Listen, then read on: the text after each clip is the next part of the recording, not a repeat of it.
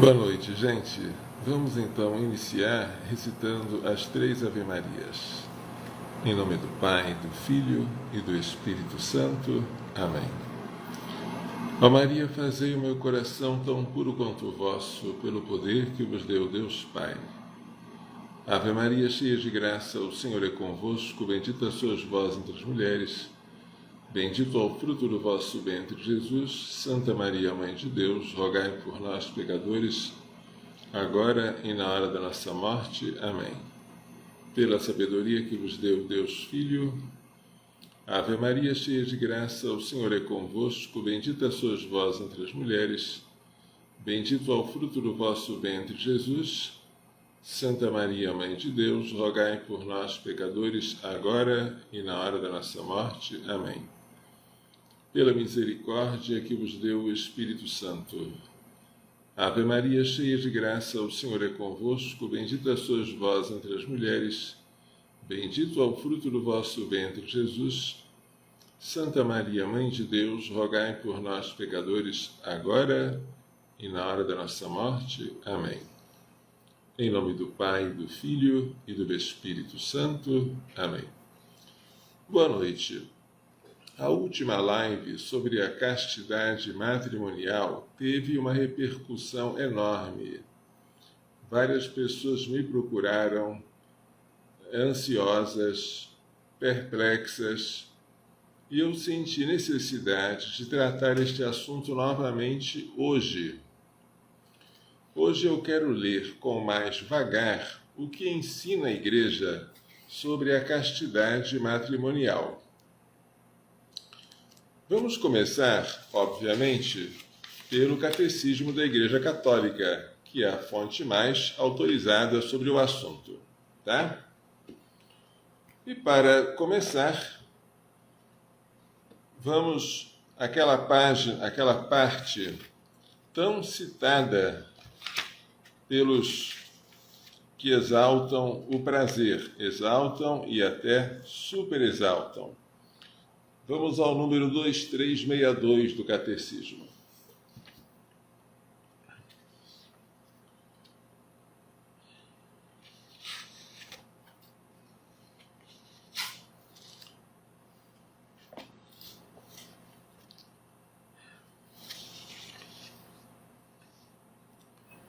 Os atos com os quais os cônjuges se unem, íntima e castamente, são honestos e dignos.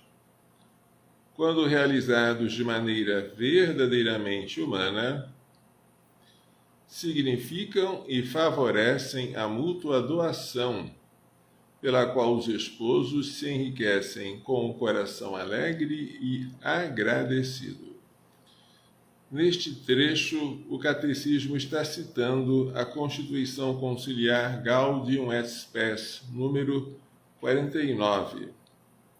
Prossegue o Catecismo. A sexualidade é fonte de alegria e de prazer.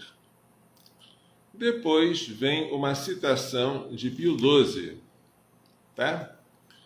Pio XII, o grande Papa que enfrentou de maneira magistral tantos e tantos assuntos. O que tem esta citação de Pio XII? No discurso às parteiras, de 29 de outubro de 1951. Vejamos o que o Catecismo cita dele. O próprio Criador estabeleceu que nesta função, isto é, de geração, os esposos sentissem prazer e satisfação do corpo e do espírito. Portanto, os esposos não fazem nada de mal em procurar este prazer e em gozá-lo.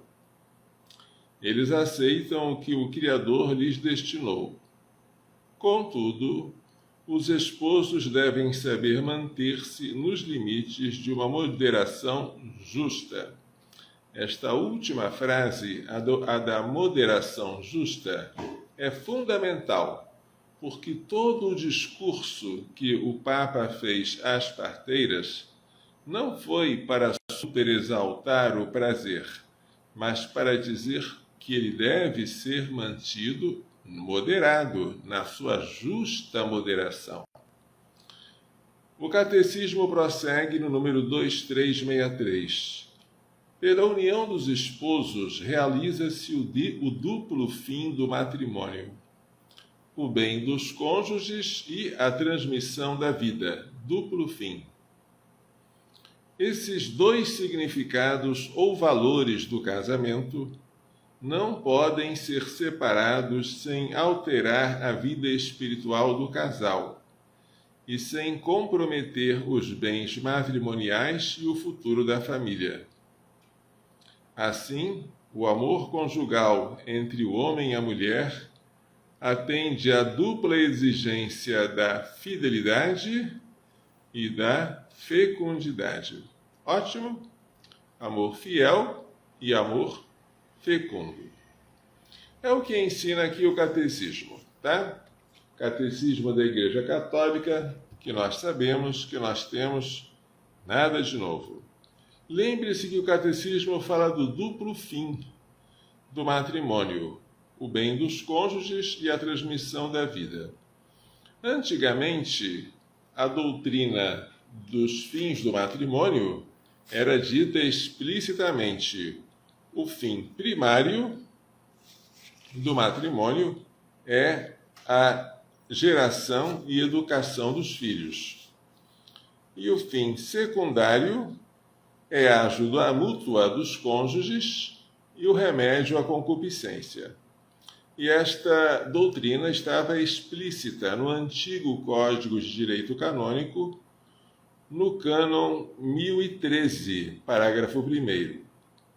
Depois do Concílio Vaticano II, da Constituição Pastoral Gaudium et Spes, sobretudo no número 48, que fala dos fins do matrimônio, não se encontra a palavra primário e secundário. Aí os comentadores passaram a dizer: a doutrina da Igreja mudou. Não existe mais fim primário nem fim secundário. A complementação dos cônjuges e a procriação estão todas no mesmo nível. Uma coisa não é maior do que a outra. E falam isso em nome do Concílio Vaticano II e em nome da encíclica Humanae Vitae do Papa Paulo VI, de 1968, que fala dos dois significados do ato conjugal: o significado unitivo, os dois serão uma só carne, e o significado procriador, crescei e multiplicai-vos. Dizem eles, então, que a partir do Concílio Vaticano II e da encíclica Humanae Vitae, esta linguagem e esta doutrina teria sido abandonada. O matrimônio não tem mais um fim primário, nem um fim secundário, nem se pode dizer que um esteja subordinado ao outro. O Papa João Paulo II, nas suas catequeses, que ficaram conhecidas sob o nome de Teologia do Corpo, desmente que a Igreja tenha mudado a sua doutrina. Segundo ele, os fins do matrimônio continuam os mesmos, mas também a sua hierarquia.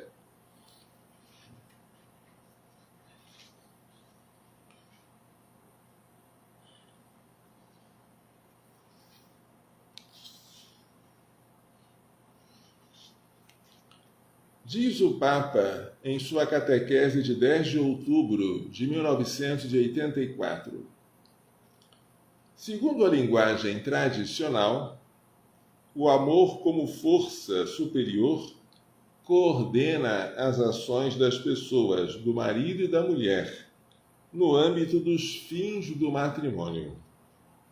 Embora nem a Constituição Conciliar, Gaudium et Spes, nem a encíclica Humanae Vitae, ao enfrentarem o assunto, usem a linguagem outrora habitual, fim primário e fim secundário, elas tratam, todavia, daquilo a que se referem as expressões tradicionais.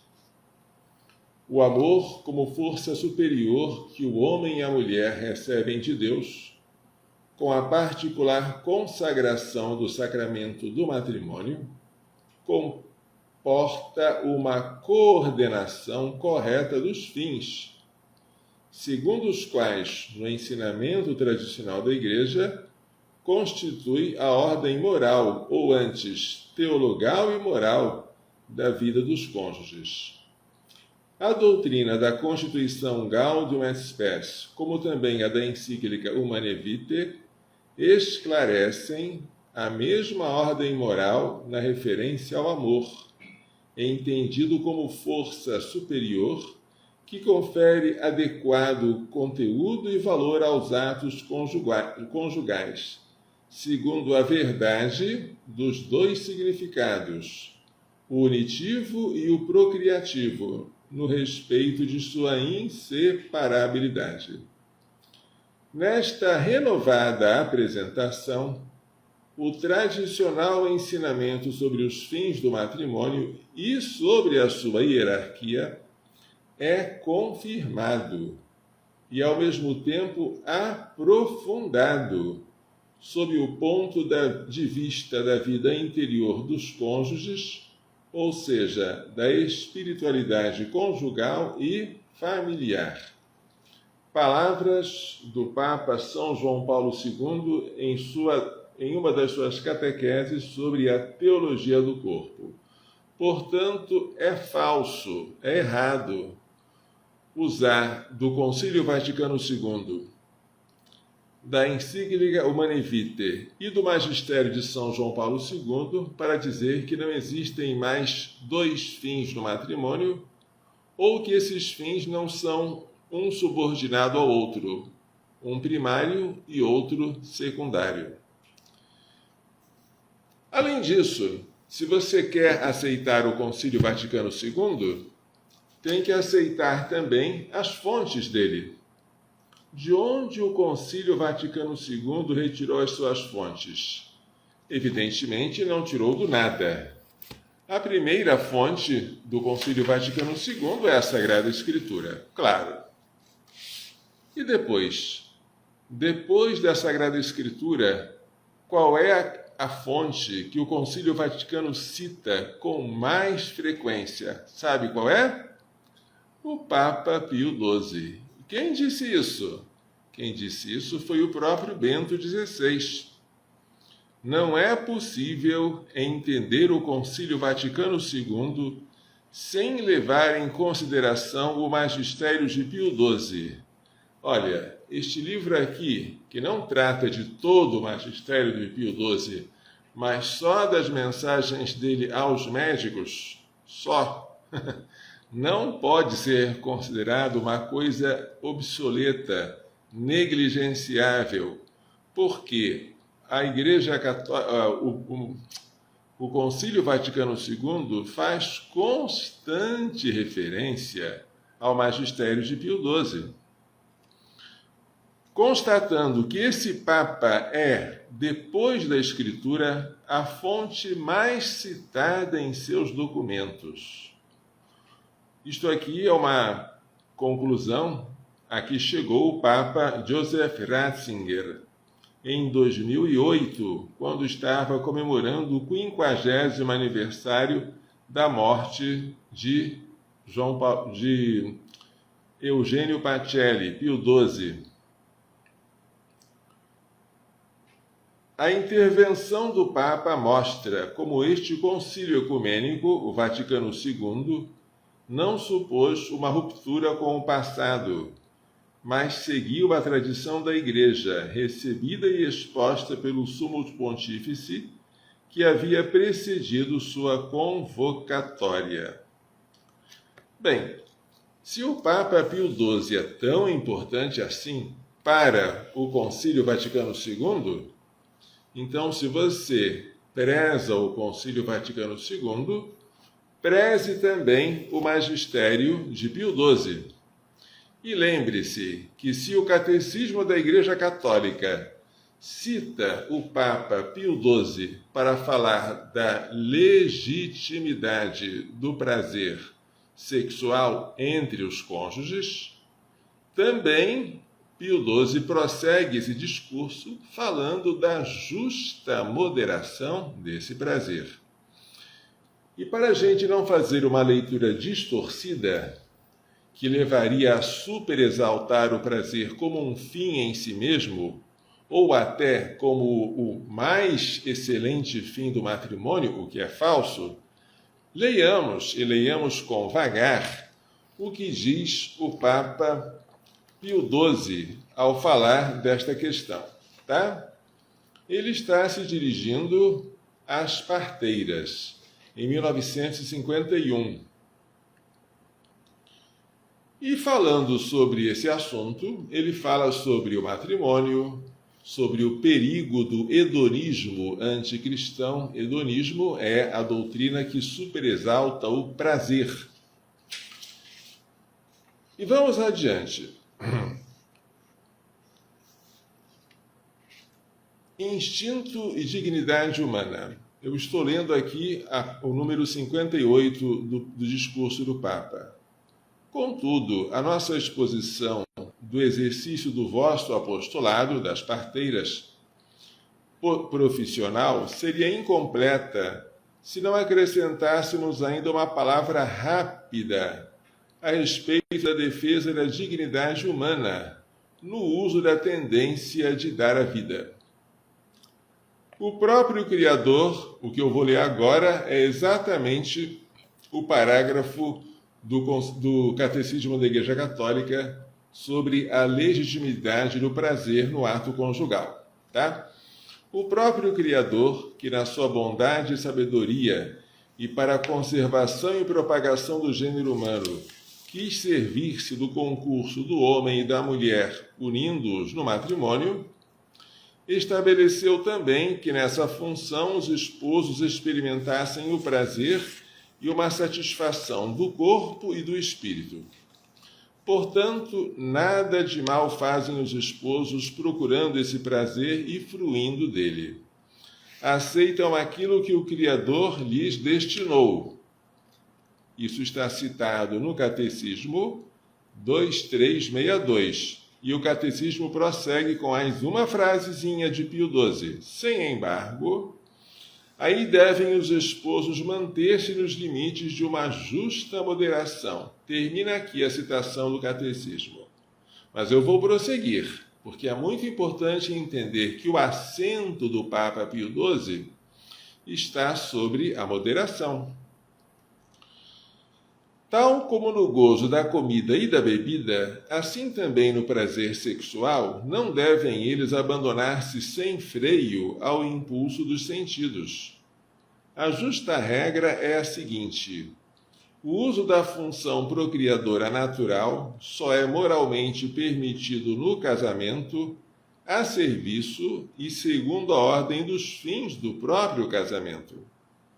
Daí, ainda, resulta que só no casamento, e observando essa regra, é que o desejo e esse gozo de prazer e dessa satisfação são lícitos. Porquanto o gozo está sujeito à lei da ação de que ele deriva, e não vice-versa, a ação à lei do gozo. E esta lei tão razoável visa não somente a substância, mas ainda as circunstâncias da ação, de maneira que, mesmo salvaguardando o essencial do ato, pode-se pecar no modo de cumpri-lo. O essencial do ato é o uso dos órgãos naturais, masculino e feminino, e o derramamento do sêmen dentro do organismo da mulher. Isso é o essencial.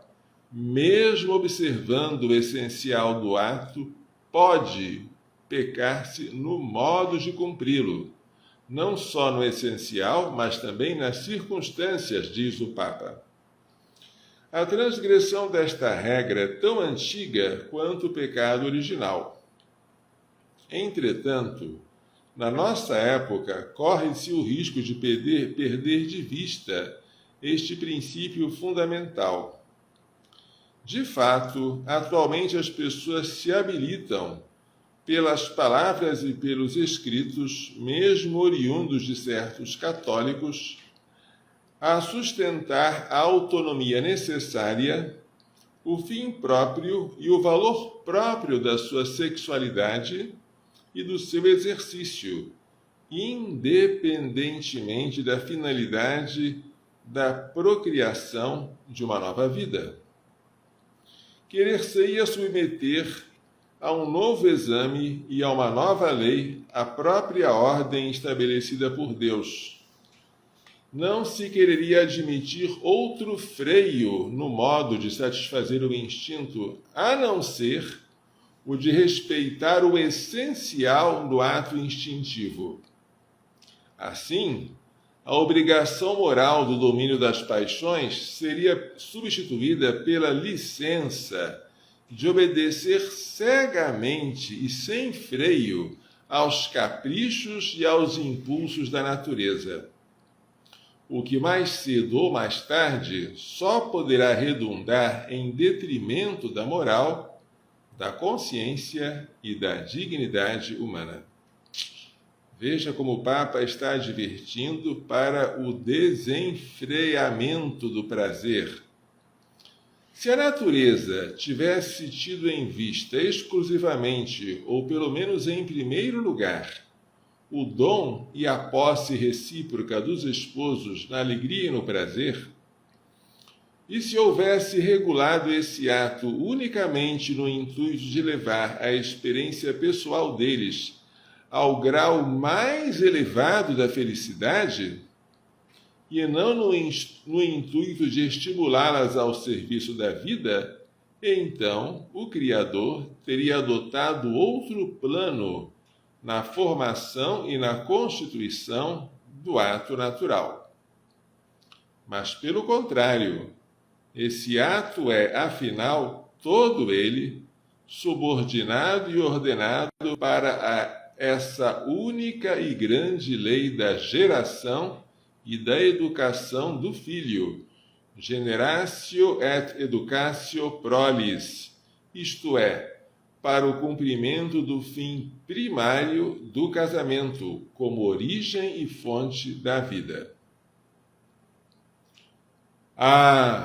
Vagas incessantes de hedonismo invadem o mundo, diz Pio XII, e ameaçam submergir na maré montante dos pensamentos, dos desejos e dos atos toda a vida conjugal, não sem criar sérios perigos e grave dano para a função primária dos esposos.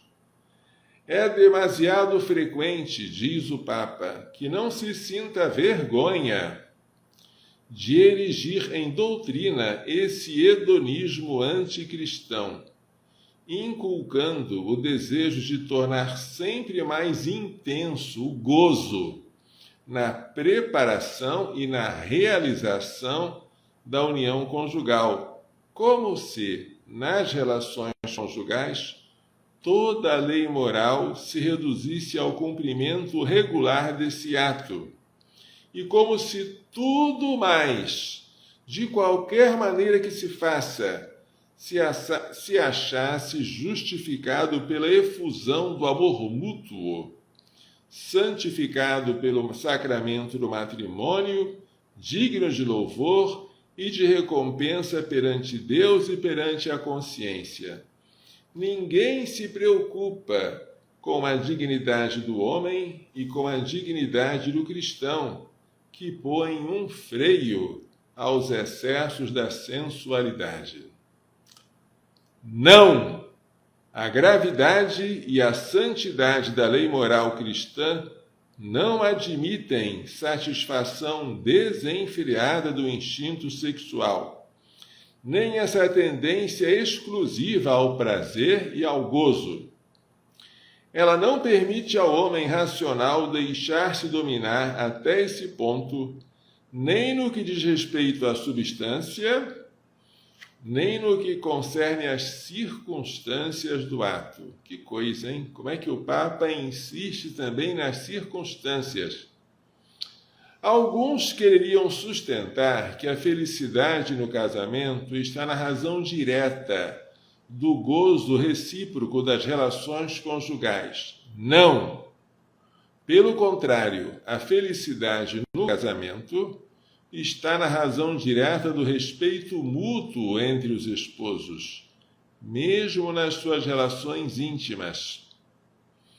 Não porque eles julguem imoral e condenem aquilo que a natureza oferece e o Criador lhes deu. Não é imoral o prazer, não é imoral o ato conjugal, não é isso que o Papa está dizendo. Mas porque esse respeito e a estima mútua que ele gera são um dos elementos mais sólidos de um amor puro e, por isso mesmo, tanto mais terno. Na vossa atividade profissional das parteiras, oponde-vos, quanto vos for possível, ao desencadeamento desse hedonismo requintado, hedonismo, a busca do prazer, falto de valores espirituais e, por consequência, indigno de esposos cristãos.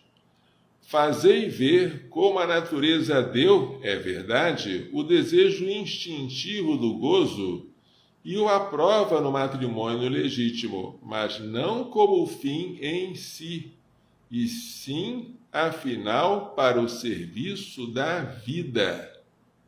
O fim primário é a transmissão da vida. O fim secundário é a ajuda mútua dos cônjuges e o remédio à concupiscência. Bani da vossa mente esse culto do prazer e fazei o melhor que puderdes para impedir a difusão de uma literatura que se julga obrigada a descrever em todas as suas minúcias as intimidades da vida conjugal, a pretexto de instruir, de dirigir e de tranquilizar. Querem de uma literatura que quer descrever em todas as minúcias as intimidades da vida conjugal? Este livro de Christopher West, Boas Novas sobre Sexo e Matrimônio, que está traduzido em português e muita gente compra, porque este autor se diz estudioso da teologia do corpo, e em nome de São João Paulo II, chega a conclusões que não estão nas catequeses dele. Para tranquilizar as consciências timoratas dos esposos, basta, em geral, bom senso, instinto natural e uma breve instrução sobre as máximas claras e simples da lei moral cristã. Se em algumas circunstâncias especiais uma noiva ou uma esposa recém-casada precisasse de amplas informações sobre um ponto particular, pertencer-vos-ia dar-lhes delicadamente uma explicação conforme a lei natural e a sã consciência cristã. É o Papa falando das parteiras.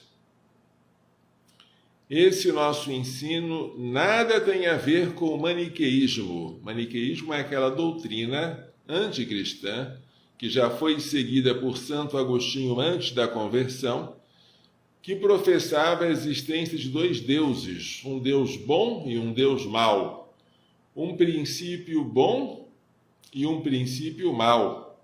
Não, tudo que Deus criou é bom. Não existe um Deus mau. O mal não é uma realidade positiva. O mal é uma privação, uma lacuna.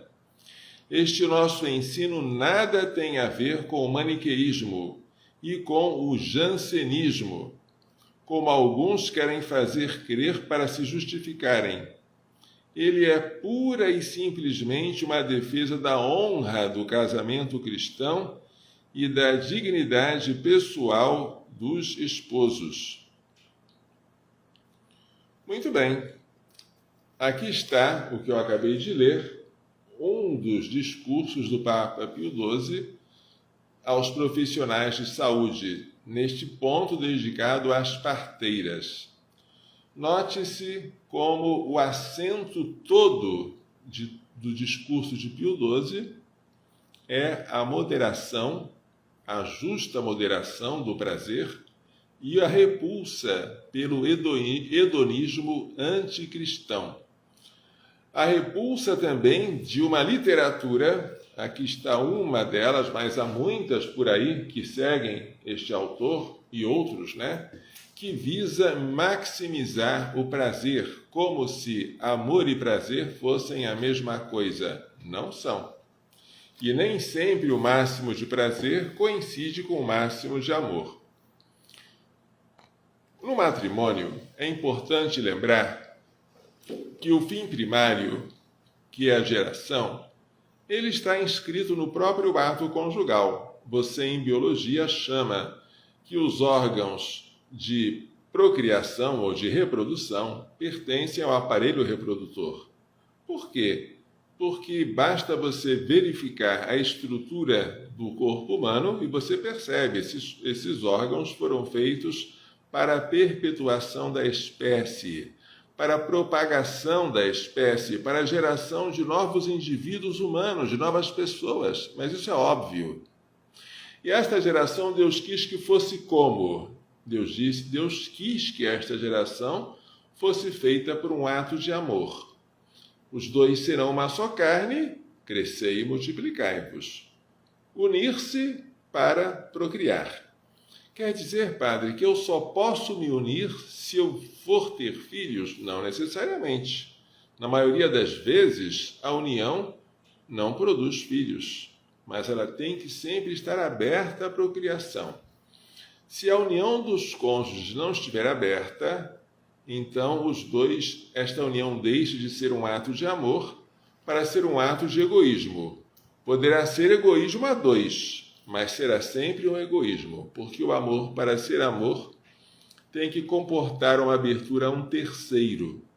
E quando o casal guarda a continência periódica, vulgarmente chamada de método natural, quando o casal guarda tal continência por motivos graves, desejando espaçar uma gravidez da outra, tal casal simplesmente sacrifica-se, abstém-se dos atos conjugais nos dias férteis, para praticá-los nos dias inférteis, mas quando os pratica de maneira natural, sem colocar nenhum obstáculo à procriação.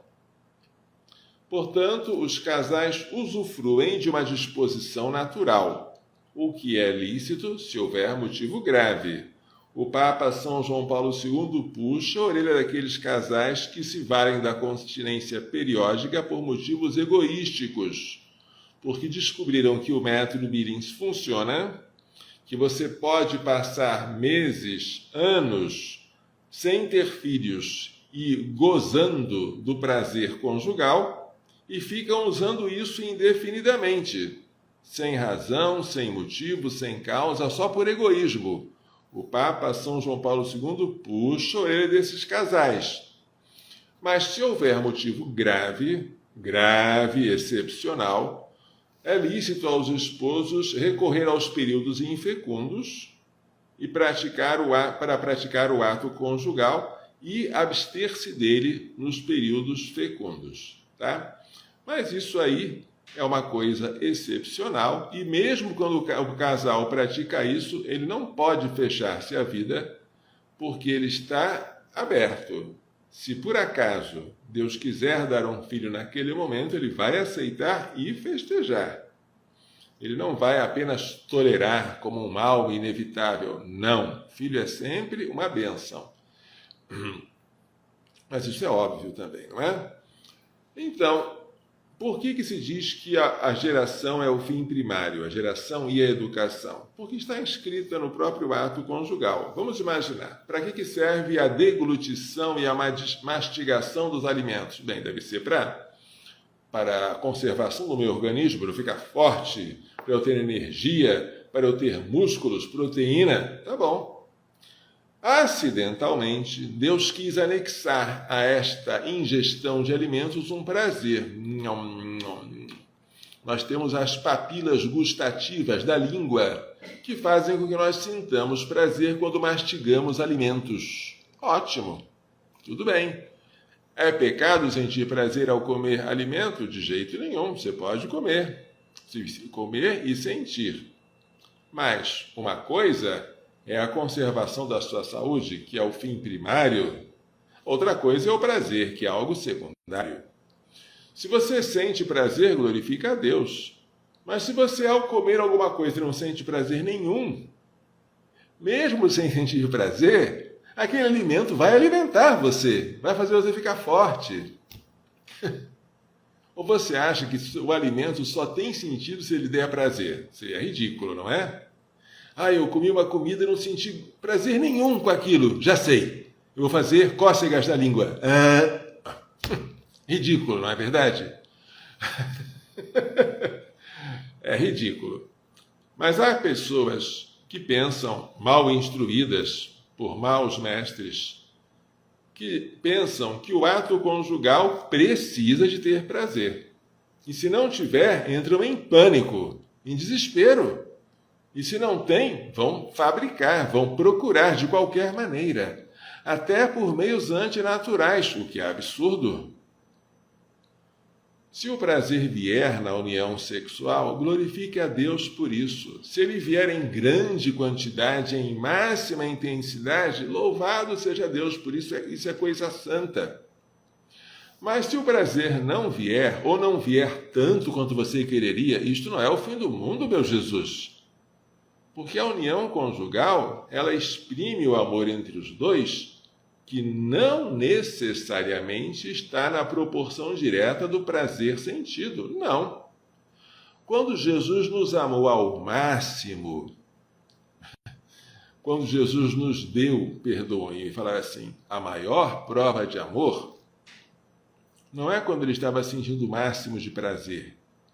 É quando ele estava pregado na cruz, quando ele estava em agonia, sentindo dores atrozes. Foi aí que ele nos deu o máximo de prova de amor a nós.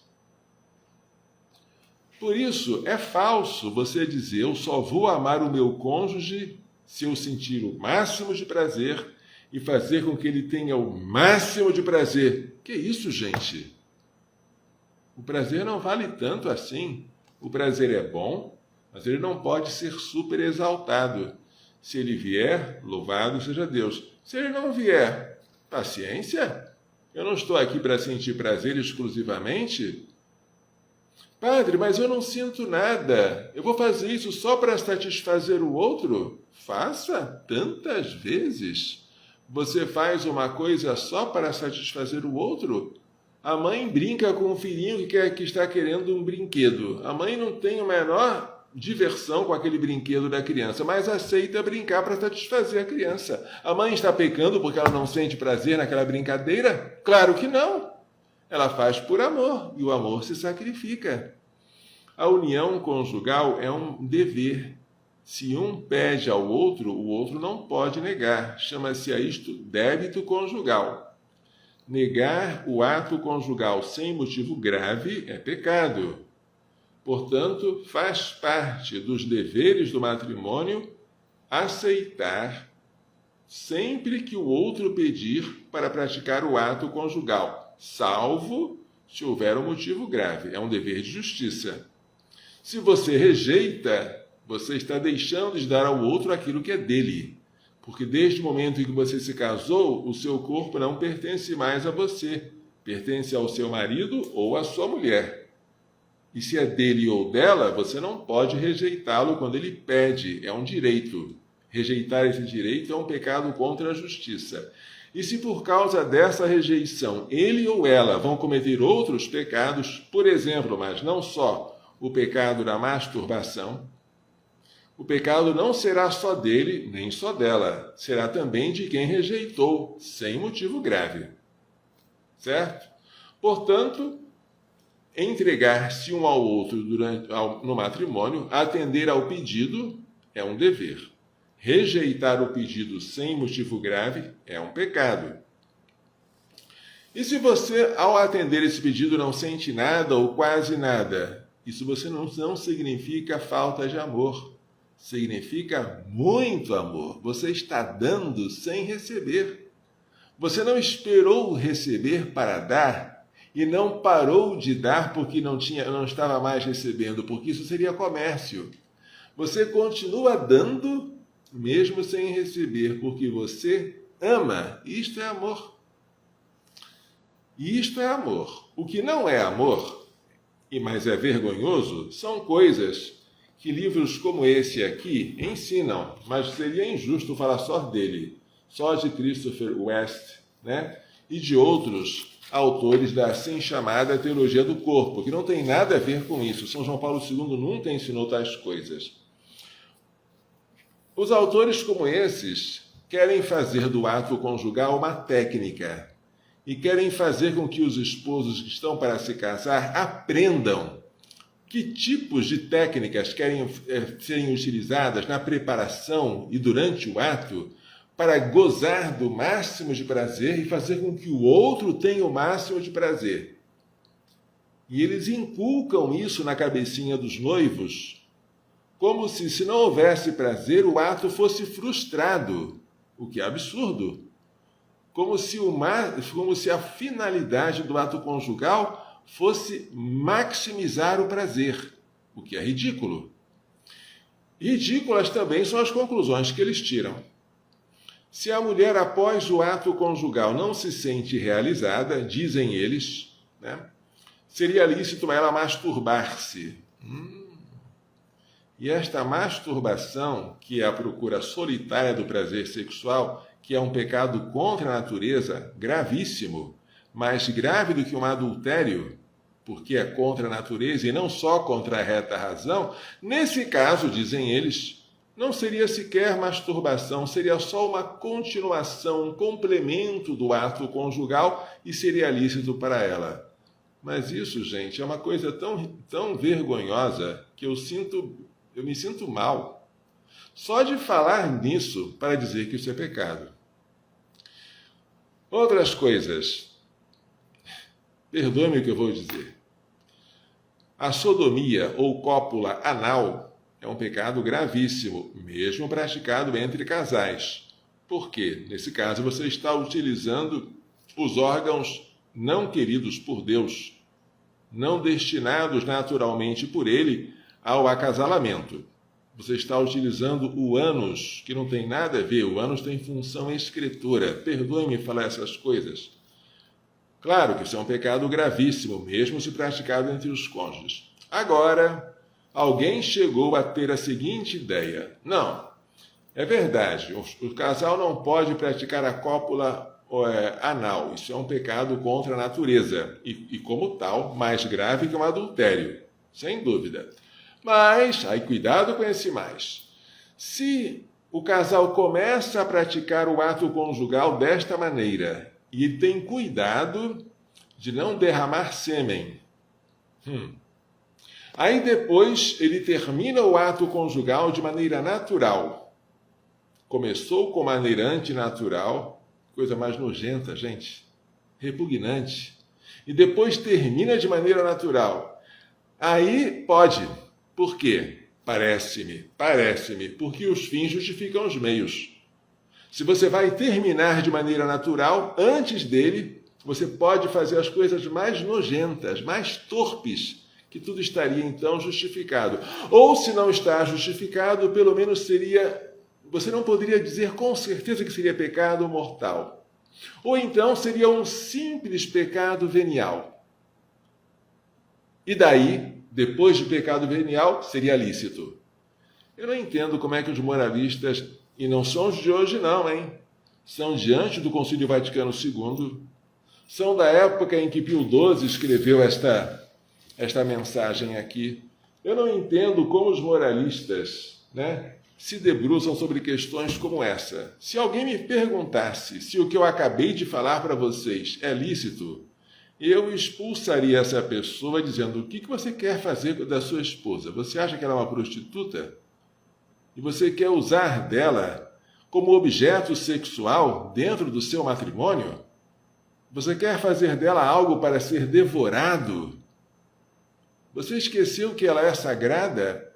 e que depois do matrimônio o corpo dela não passou a ser uma propriedade particular para seu uso e consumo, que ele continua sendo o templo do Espírito Santo, que ele continua destinado a ressuscitar no último dia, que ele é sagrado e que ele entra em comunhão com o corpo glorioso de Cristo em cada comunhão eucarística? Eu daria uma bronca em quem fizesse uma pergunta dessas, porque é uma pergunta indigna. Mas há moralistas, gente, não é de hoje, que se dão o trabalho de analisar uma pergunta como essas e dizer, olha, seria um pecado mortal? Não, eu acho que não seria mortal, seria apenas um pecado venial. Aí depois, eu acho que esse caso seria até lícito, embora fosse repugnante, mas é lícito. Meu Jesus, sinceramente, eu não entendo uma coisa dessas, nem quero entender. Eu me contento em dizer isso é repugnante, isso é indigno, além de ser anti-higiênico, além de ser asqueroso, é uma coisa indigna de um ato que Deus criou para exprimir o amor verdadeiro, não prostituição nem egoísmo a dois, o amor verdadeiro e para ser aberto à procriação. E quanto à assim chamada, já inventaram esse nome, carícias orogenitais. Gente, isso é uma coisa que eu não queria acreditar que existisse. Na minha adolescência e juventude, quando eu ouvi falar disso pela primeira vez, eu franzia a testa de tal maneira que disse, não, isso é absurdo, isso não existe, não pode existir. Agora a gente que é padre percebe que não só isso se pratica, mas se faz propaganda disso como sendo uma fonte de prazer. E há pessoas que, ao se casarem, acham que têm o dever de praticar porque ouviram falar disso como sendo algo que é, digamos, conveniente para a preparação para o ato conjugal. Você vai preparar-se para o ato conjugal encostando a sua boca e os seus lábios nas partes do outro cônjuge que são associadas à urina e às fezes. E você chama isso de carícia. Você chama isso de amor. Você não faria isso com nada, vai fazer com uma pessoa, gente. E vai dizer que isso aí é ato de amor? Desculpe-me, ou eu sou extremamente doido, ou eu estou falando com gente louca. Quando perguntaram a um psicólogo alemão, Gerhard Hardweg, autor de um livro muito famoso, né, da editora Santuário de Aparecida, A Batalha pela Normalidade Sexual, um livro sobre o homossexualismo, ele diz, sem meias palavras, que o homossexualismo é uma anormalidade. E por que certas pessoas bem educadas consideram o homossexualismo como algo normal? Aí ele responde, ironicamente, a melhor resposta deve ser a de George Orwell, aquele autor do livro A Revolução dos Bichos. Existem coisas tão loucas que só os intelectuais conseguem acreditar nelas. Desculpem-me falar assim dos moralistas, porque os moralistas deveriam ser gente sóbria, gente que dissessem os princípios morais, isso é certo, isso é errado, e se abstivessem de entrar em minúcias que, além de estéreis, só servem para relaxar as consciências. Mas os moralistas, em vez de se desviarem dessas coisas, tentando vasculhar cada uma delas, acabam criando, né, permissões ou relaxamentos.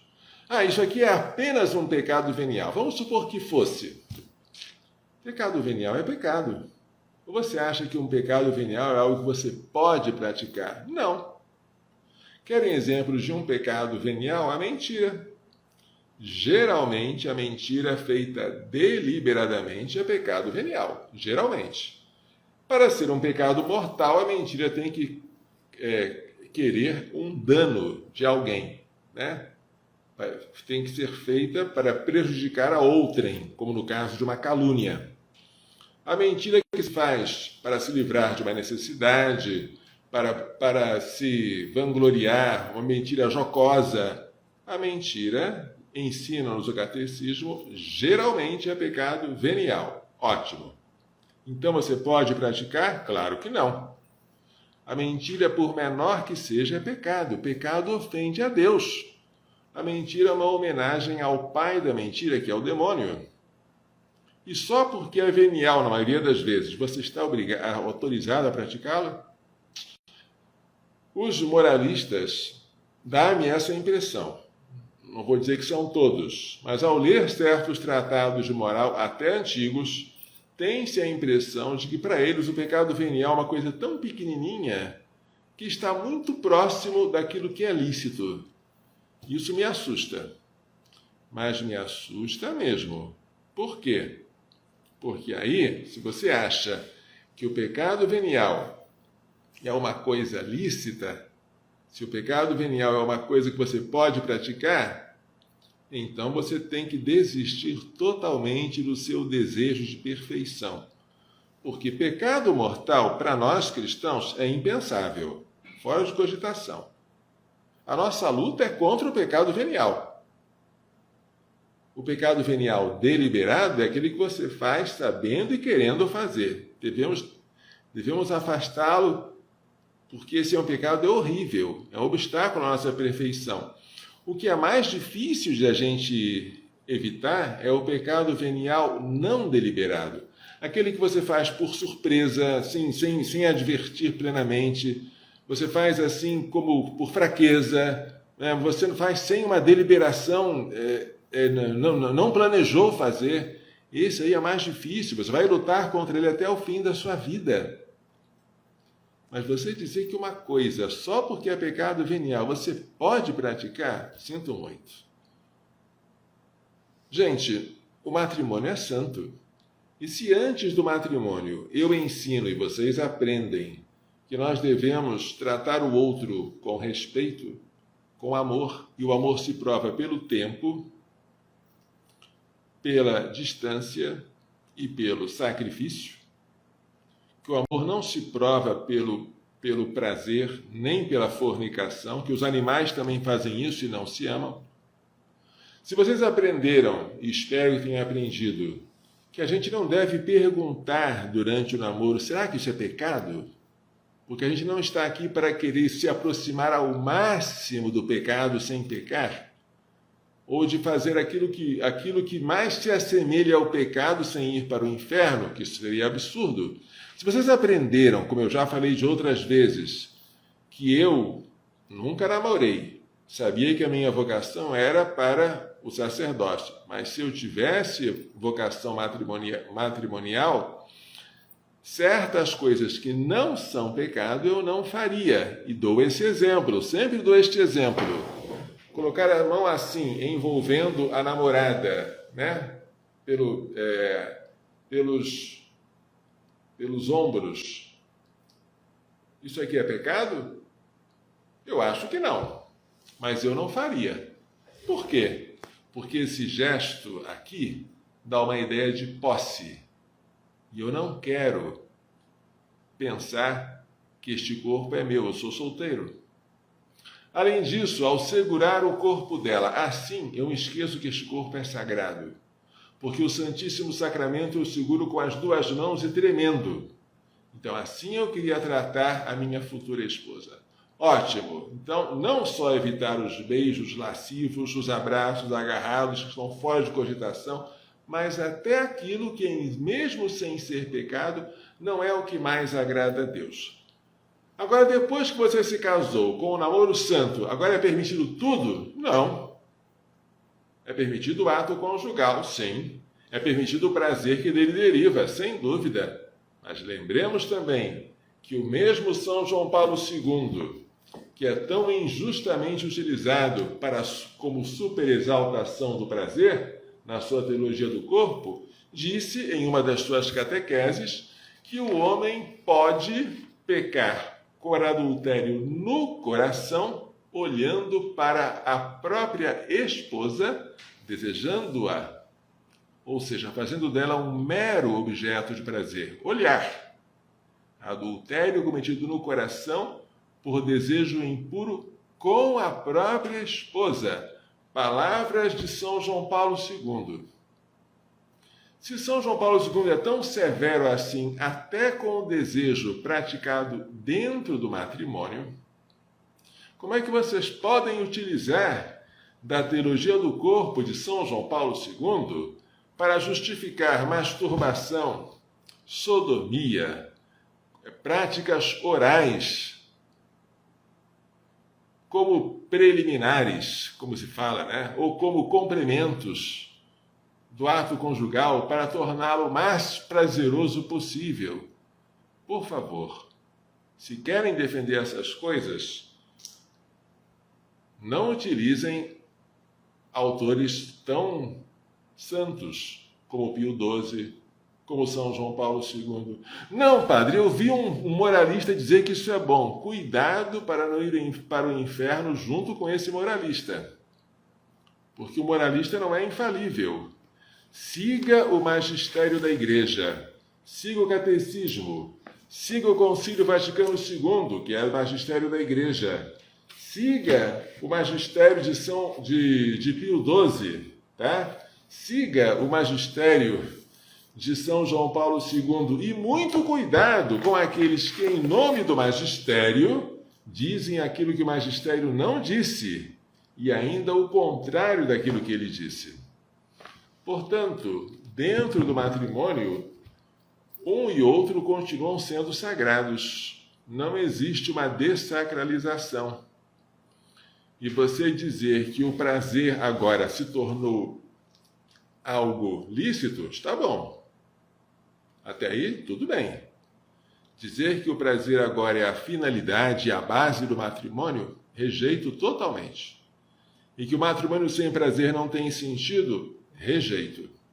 E que é preciso fazer com que os cônjuges aprendam a experimentar o máximo de prazer, rejeito. Aí já é fazer do matrimônio algo animalesco. Vocês não são animais. Aliás, não é preciso muita coisa. Bom senso e instinto natural, disse Pio XII, e uma explicação breve sobre as máximas da moral cristã. Só. Quando alguém costuma perguntar alguma coisa, geralmente está inventando algo que ele tem uma consciência de que não é bom. Por isso está perguntando. Porque as coisas naturais são óbvias, gente. E a gente sabe. E a gente deve conservar um temor, o santo temor de Deus, mesmo dentro do matrimônio.